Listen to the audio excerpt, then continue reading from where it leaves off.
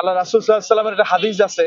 আল্লাহ রাসূল সাল্লাল্লাহু আলাইহি ওয়াসাল্লাম বলছেন যে তোমরা যদি দেখো কিয়ামত সংগঠিত হচ্ছে আর তোমাদের কাছে একটি বৃক্ষের চারা আছে, যদি সম্ভব হয় সেই বৃক্ষের চারাটা তোমরা রোপণ করো। এর দ্বারা এটা একদিক থেকে বৃক্ষ যেমন আমাদের পরিবেশ রক্ষা করে, অক্সিজেন দেয়, ফল দান করে, ছায়া দান করে, পরিবেশের ভারসাম্য রক্ষা করে। এটা যেমন পরিবেশ রক্ষার জন্য জরুরি, অন্যদিকে এটা ইবাদতেরও একটা পার্ট।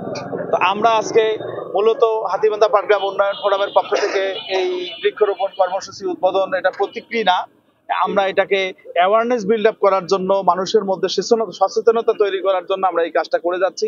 আমরা আশা করব সমাজের শ্রেণী পেশার সকল স্তরের মানুষ ভালো কাজের ক্ষেত্রে প্রতিযোগিতা করে আমাদের সমাজটাকে একটা সুন্দর, শান্তির এবং কল্যাণমূলক সমাজ হিসাবে বাংলাদেশ মানুষের কাছে আমরা উপহার দেওয়ার চেষ্টা করব।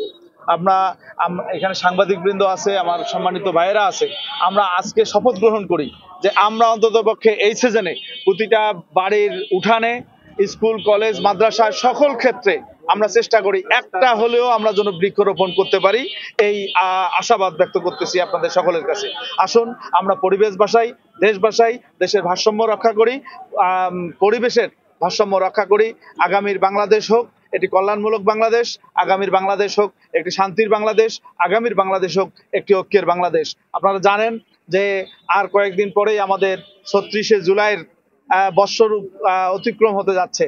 তো আমরা এই ১ বছর এর মধ্যে আমরা আমাদের শহীদের রক্তের দাগ এখনো গায়ে লেগে আছে, আমাদের জমিনে এখনো লাল হয়ে আছে।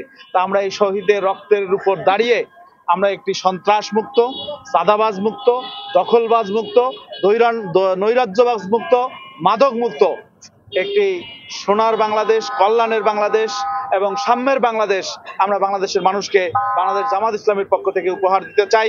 সেই সোনার বাংলাদেশ, কাম্যের বাংলাদেশ, দুর্নীতিমুক্ত, মাদক মুক্ত, সন্ত্রাস মুক্ত বাংলাদেশ গড়ার জন্য আমি সকল শ্রেণী পেশা, সকল রাজনৈতিক দলকে অনুরোধ করব যে আসুন আমরা দুর্নীতির ক্ষেত্রে, মাদক মুক্তর ক্ষেত্রে, চাঁদাবাজের ক্ষেত্রে এবং দেশ রক্ষার জন্য ঐক্যমত করে আগামীর বাংলাদেশ বিনির্মাণ।